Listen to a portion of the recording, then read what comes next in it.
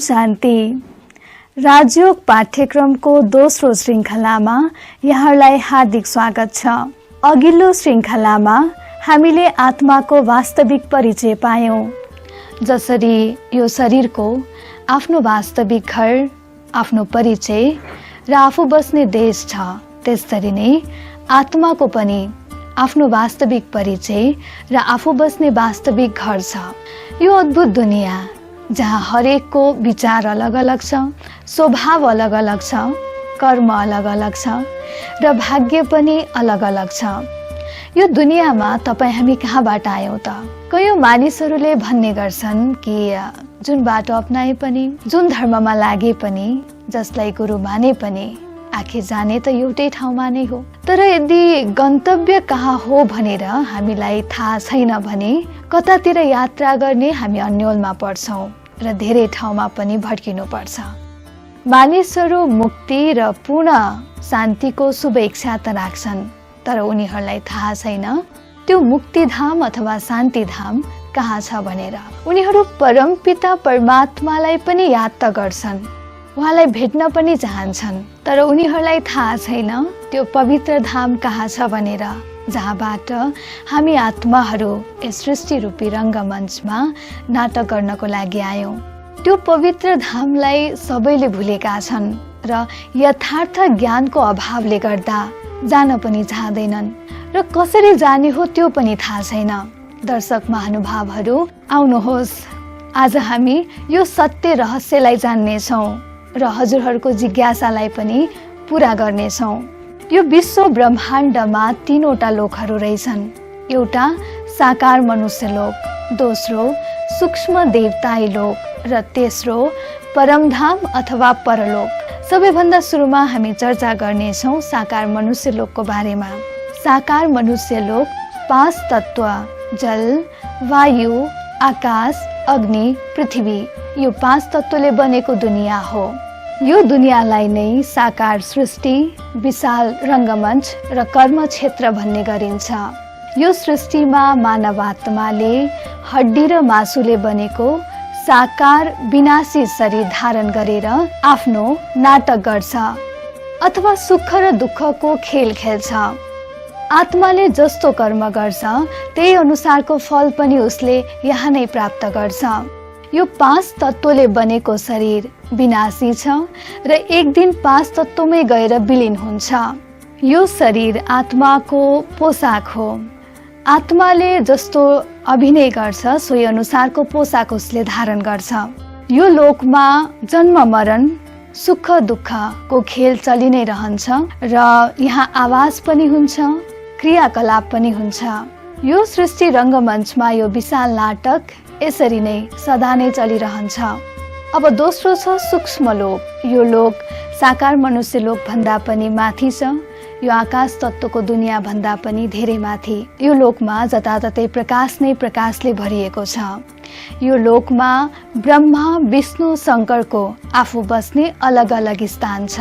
यी देवताहरूको शरीर मानिसहरूको जस्तो 5 तत्वले बनेको हुँदैन, उनीहरूको शरीर प्रकाशले बनेको हुन्छ।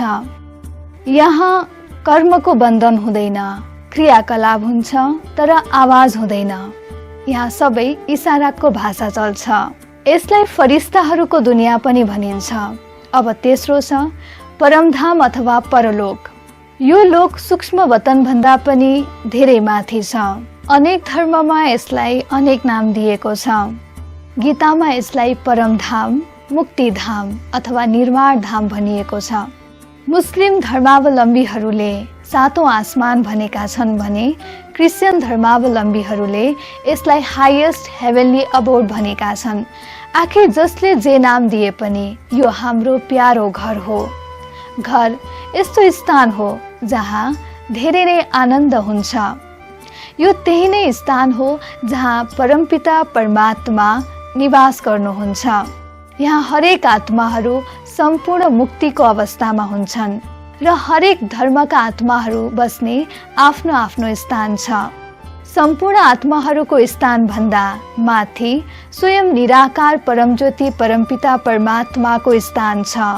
यो लोकमा न आवाज हुन्छ न समयको पाबन्दी। यो लोकमा आत्माहरू शरीरको बन्धन कर्मको बन्धनदेखि अलग हुन्छन्। यहाँ शान्ति नै शान्ति हुन्छ। त्यस शान्ति धामबाट हामी आत्माहरू यो सृष्टि रूपी रङ्गमञ्चमा नाटक गर्नको लागि आयौं र आफ्नो समय अवधि पूरा भएपछि पुनः हामी आत्माहरू त्यो रुहानी दुनियाँमा फर्किएर जान्छौं। विभिन्न परिस्थिति र परीक्षाहरूका कारणले गर्दा मानव आत्माहरू भन्छन् कि भयो यो जीवनदेखि म हार खाइसके, आखिर यो जीवन यस्तै नै रहेछ।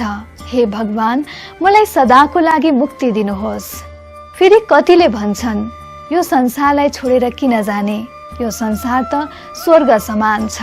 तर वास्तविकता यो छ कि सदाको लागि मुक्ति कसैलाई पनि मिल्दैन र सदाको लागि यहाँ बस्ने अनुमति पनि छैन। जब आत्मा यस सृष्टि रूपी रङ्गमञ्चमा आयो त्यतिखेर ऊ गुण विशेषताले सम्पूर्ण बनेर नै आयो। तर आफ्नो कर्म गर्ने क्रममा उसले विकर्म गर्न थाल्यो र उसले दुःख प्राप्त गर्न थाल्यो अनि परमात्मालाई पुकार्न थाल्यो। हे भगवान, यस धरामा अवतरित हुनुहोस्, आउनुहोस् र हामीलाई यो दुःखबाट छुटाएर लिएर जानुहोस्। गीतामा पनि भनिएको छ यदा यदा हि धर्मस्य। त्यो महावाक्यलाई पूर्ण गर्नको लागि परमपिता शिव परमात्मा यस धरामा अवतरित हुनु भएको छ र हामी सम्पूर्ण आत्माहरूलाई आत्मा शुद्धिकरणको बाटो बताउँदै हुनुहुन्छ। उहाँ भन्दै हुनुहुन्छ खेल अब पूरा भयो, अब घर हिँड। तर मानव आत्माहरू कति त आफ्नो घर परमधाम जान तयार छन् तर कति तयार छैनन्। अब समय पूरा भइसक्यो, चाहेर पनि नचाहेर पनि त्यो आफ्नो प्यारो घर परमधाममा हामीलाई अवश्य जानु नै पर्छ। अब जाने कसरी? हामीले सुन्ने गरेका थियौं नाङ्गे आएको हो नाङ्गे जाने हो। यसको अर्थ रहेछ आत्मा परमधामदेखि बिना अङ्ग ना अङ्गै बिना शरीर यस धरतीमा आउँछ, गर्भमा प्रवेश गर्छ, उसले जन्म लिन्छ, कर्म गर्छ र त्यो कर्मको भोग पनि उसले यही नै गर्छ। र जब अन्तिम समय हुन्छ उसले आफ्नो देहलाई त्याग गरेर बिना अङ्ग ना अङ्गै यो दुनियाँलाई छोडेर फेरि आफ्नो प्यारो धाम परमधाम जान्छ।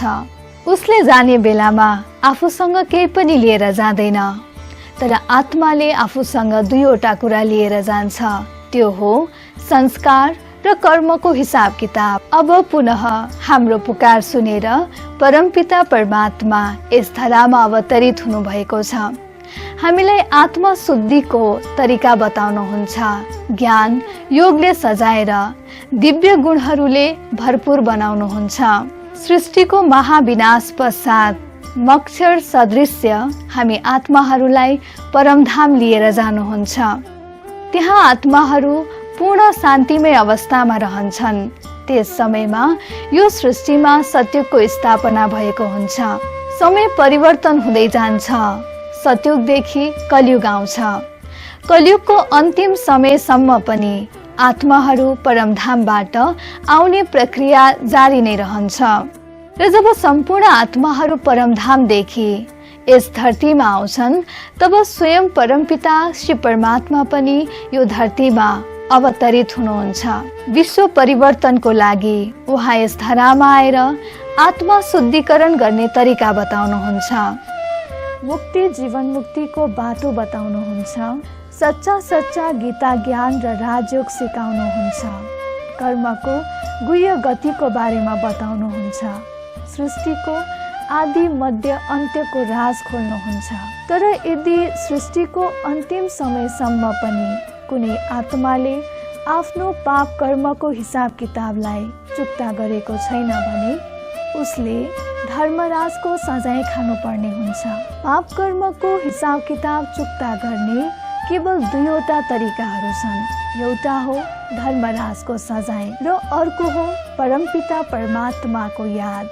यदि कुनै आत्माले परमपिता परमात्मालाई याद गर्छ भने उसमा शक्ति भरिन्छ।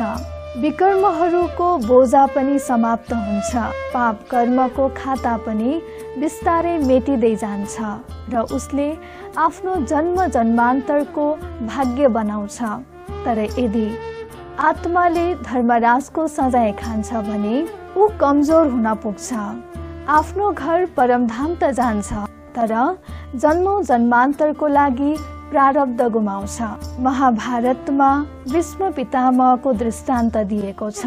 भीष्म पितामहलाई इच्छा मृत्युको वरदान प्राप्त थियो, तर पनि आफ्नो जीवनको अन्तिम समयमा उहाँलाई बाढको शैय्यामा दुःख कष्ट भोगेर समय व्यतीत गरेको देखाइएको छ र उहाँको त्यो दुःख पीडालाई देख्न नसकेर देह त्याग गर्ने आग्रह गर्दा उहाँले भन्नुभएको थियो कि यो दुःख पीडा कष्टमा जुन मेरो शरीरबाट एक एक थोपा रगत चुहिएको छ, त्यो रगतले मैले जीवनभरि गरेका पाप कर्महरूलाई पखाल्दैछ। दर्शक महानुभावहरू, हाम्रो जीवनमा आइपर्ने दुःख कष्ट पीडा रोग शोक यी सबै भनेका हाम्रो पाप कर्मको खातालाई मेटाउने साधन हो। कर्मको हिसाब किताब मेटाउनको लागि धर्मराजको सजाय खाएर कठिन बाटो हिँड्नु भन्दा परमात्माको याद गरेर सहज बाटो अपनाउनुमा नै बुद्धिमानी हुन्छ। दर्शक महानुभावहरू, हामीले गरेका पुण्य कर्महरूले पनि हाम्रो सजायलाई कम गरिदिन्छ। तसर्थ जीवन छँदै हामीले पुण्य कर्मको खातालाई बढाउनु पर्छ। फेरि पछि देह त्याग गरेपछि चाहेर पनि हामीले केही गर्न सक्दैनौँ। धर्मराजपुरीमा हामीले गरेका पाप कर्महरू र पुण्य कर्महरूको साक्षात्कार हुन्छ। त्यस समय हामीले आफूले गरेका पाप कर्महरूबाट विमुख हुन सक्दैनौँ र त्यसको सजायबाट पनि छुट्न सक्दैनौँ। त्यसैले अहिले नै हामीले गर्ने हरेक कर्ममा ध्यान दिनु अति आवश्यक छ। यो चेक गरौँ, कतै मेरो कर्मबाट कसैलाई दुःख त पुगेको छैन। यदि कसैलाई दुःख पुगेको छ भने क्षमा मागौँ र यदि कसैबाट दुःख पाएका छौँ भने क्षमा गरौँ, किनकि यो कर्मको हिसाब किताब धेरै कडा छ। यसले हामीलाई कहीँ गए पनि छोड्दैन।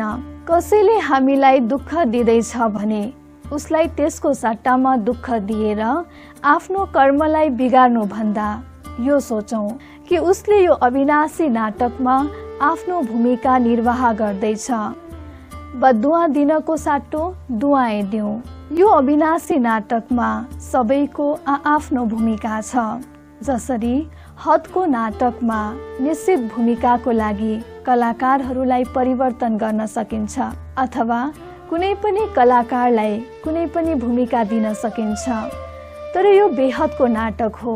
यसमा तपाईँ हामी आत्माहरूको आफ्नो आफ्नो भूमिका छ र निश्चित भूमिका केवल निश्चित आत्माहरूले मात्र निर्वाह गर्न सक्छन्। हरेक आत्मा निश्चित समय लिएर यो सृष्टि रूपी रङ्गमञ्चमा आएको हुन्छ र जब त्यो समय अवधि पूरा हुन्छ उसलाई आफ्नो घर परिवार साथी इष्ट मित्र सबै चिजलाई छोडेर जानै पर्ने हुन्छ। जसरी बसमा यात्रा गर्ने यात्रुहरू एउटै बसमा त हुन्छन्, तर हरेक यात्रुको आफ्नो आफ्नो गन्तव्य हुन्छ। आफ्नो र आफूसँगै बसेको यात्रुको एउटै गन्तव्य हुन्छ भन्ने हुँदैन र जब त्यो साथैमा बसेको यात्रुको पनि गन्तव्य आउँछ अनि ऊ पनि त्यो बसबाट झर्नै पर्छ। हामीले आफूसँगै बसेको यात्रुको गन्तव्यलाई हेरेर आफ्नो गन्तव्य परिवर्तन गर्दैनौँ। हरेकलाई आफ्नो गन्तव्यमा पुग्नै पर्छ। त्यसरी नै जीवन रूपी यो यात्रामा कुन कुन आत्माहरूसँग कुन समय भेट हुने भन्ने कुरा निश्चित छ। जसरी कुनै यात्रु आफ्नो गन्तव्य पूरा भएपछि बसबाट झर्यो भन्दैमा रुने कराउने हामी गर्दैनौँ, त्यसरी नै कुनै आत्माले देहको त्याग गर्यो भन्दैमा रुने कराउने आवश्यकता छैन। मर्नु भनेको अन्त्य होइन, त्यो त सर्नु हो, जसपश्चात आत्माको अस्थायी घर ठेगाना र शरीर परिवर्तन हुन्छ। आत्मा त अजर अमर अविनाशी छ। हामी सम्पूर्ण आत्माहरू उनी निराकार परम ज्योति परमपिता परमात्माका सन्तान एक आपसमा भाइ भाइ हौ।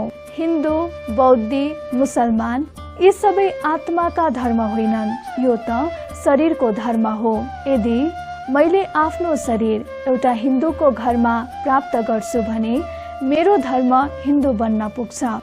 तर कर्मको हिसाब किताब अनुसार यदि त्यही आत्माले एउटा मुसलमानको घरमा गएर जन्म लिन्छ भने उसको धर्म अटोमेटिकली मुसलमान बन्न पुग्छ। तर आत्माको न कुनै धर्म हुन्छ न कुनै लिङ्ग। अविनाशी नाटकमा यो रहस्यलाई बुझेर खुसीका साथ जीवनयापन गर्नुमा नै जीवनको सार्थकता हुन्छ। आउनुहोस् यो अन्तर जगतको अनुभूति गरौँ सानो राजयोगा मेडिटेसनबाट। ओम शान्ति। म आत्मा निधारको बीच भ्रिकुटीमा चम्किने एउटा अजर अमर अविनाशी चैतन्य सितारा हुँ। यो देहरूपी मन्दिरमा विराजमान छु। यो शरीर नाशवान छ। सृष्टि रूपी रङ्गमञ्चमा म आत्माले जस्तो भूमिका निर्वाह गर्छु सोही अनुसारको पोसाक धारण गर्छु। यस साकार मनुष्य सृष्टिमा म आत्मा आफ्नो भूमिका निर्वाह गर्न आएको हुँ। म अति शान्त स्वरूप आत्मा हुँ। म महसुस गर्दैछु निधारको बीच भागबाट बिस्तारै शरीरदेखि अलग हुँदैछु। बादलको दुनियाँलाई पार गर्दै म आत्मा चन्द्रमा तारागणहरूलाई पनि पार गर्दै म पुग्छु एउटा प्रकाशमय दुनियाँमा जसलाई सूक्ष्म लोक भनिन्छ। त्यस सूक्ष्म लोकमा एउटा प्रकाशको शरीर धारण गर्छु।